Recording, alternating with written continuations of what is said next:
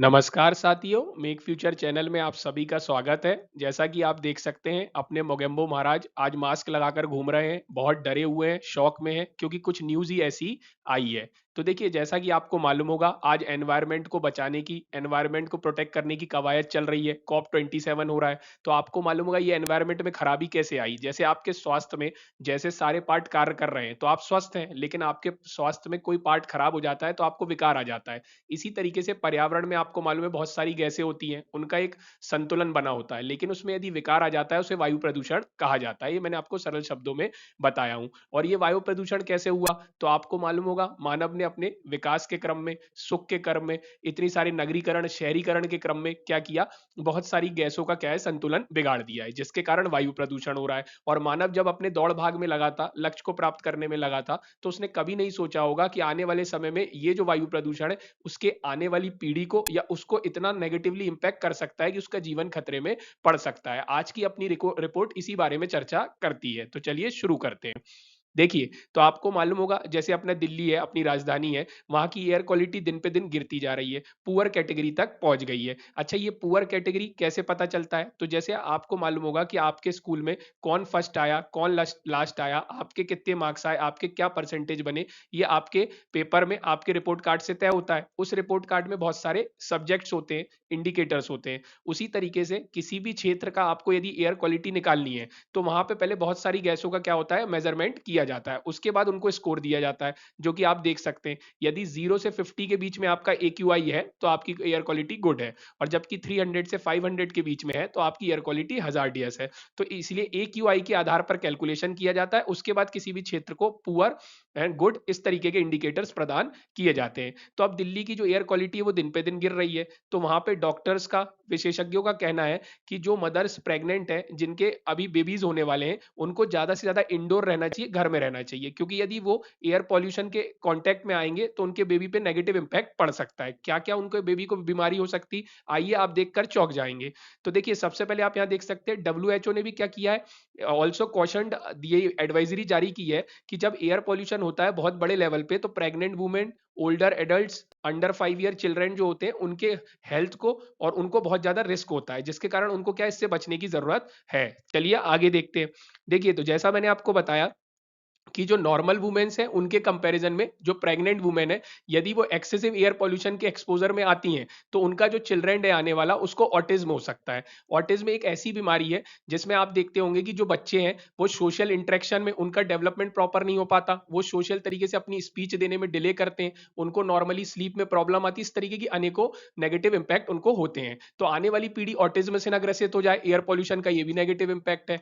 वहीं आप देख सकते हैं कि कुछ रिसर्चर ने बताया है कि यदि कॉन्टामिनेंट्स जो एयर में होते हैं, जैसा कि आप देख सकते हैं, एयर पॉल्यूशन का क्या मतलब, जैसे CO2 का परसेंटेज बढ़ गया, CO, CH, NOx, यदि इन गैसों के संपर्क में प्रेग्नेंट वुमेन आ जाती है, तो उनके आने वाला जो बच्चा है उसका क्या हो सकता है, बेबी का ब्रेन डेवलप होने में क्या होगा, प्रॉपरली डेवलप नहीं हो पाएगा। और आपके बॉडी में यदि आपका ब्रेन ही प्रॉपरली डेवलप नहीं हो पाया, तो आपको बहुत सारी गतिविधियां करने में बहुत परेशानी आएगी, और भारत का मानव संसाधन कहीं ना कहीं आप देख सकते हैं खराब हो सकता है। और ये इमेज बहुत कुछ कह रही है। आप यहाँ देख सकते हैं, एक प्रेग्नेंट मदर है, उनके आंख से आंसू निकल रहे हैं, उनके आने वाले बच्चे को कितना खतरा, आप ये समझ सकते हैं। और इससे आप और मैं सब मिलकर ही लड़ाई कर सकते हैं, तभी इससे पार पाया जा सकता है।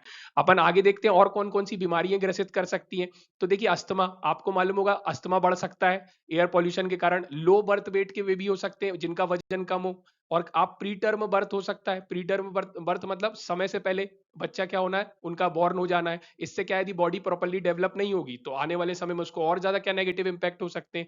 न्यूरोलॉजिकल और कॉग्निटिव डिसऑर्डर का क्या मतलब होता है, जैसे ब्रेन से रिलेटेड मैंने आपको बताया समस्याएं जो होती है वो न्यूरोलॉजिकल होती हैं। जैसे अल्जाइमर एक डिसीज है, आप देख सकते हैं अल्जाइमर बीमारी में बहुत सारी दिक्कत होती है। जैसे मैं आपको सरल शब्दों में बताऊं, तो बहुत सारे जो सिंपल टास्क हैं, गाड़ी चलाना है ना, जाके सामान खरीदना, इस तरह की चीजों में भी समस्या आती है यदि आप अल्जाइमर से ग्रसित हो जाते हैं। और ऐसा कहना है किस रिपोर्ट का, state of global year report 2019। और वहीं देखिए एक और रिपोर्ट ये कहती है कि यदि जो बच्चा है वो यदि एयर पॉल्यूशन जब ना हो तब पैदा हो, और जब एयर पॉल्यूशन तब पैदा हो, तो उसकी देखिए जो लाइफ एक्सपेक्टेंसी है वो 20 मंथ कम हो जाती है। मतलब लाइफ एक्सपेक्टेंसी क्या होती है, एक आदमी जीवन में कितने साल जिएगा, तो अभी जितना जीता था एयर पॉल्यूशन के कारण वो 20 मंथ कम हो गई है, आप यहाँ पे देख सकते हैं। और आप यहाँ देख सकते हैं ये मदर है, इनका फ्यूचर सेव करना जरूरी है, क्योंकि आने वाला इनका बच्चा ही अपने देश का, समाज का और परिवार का भविष्य होता है।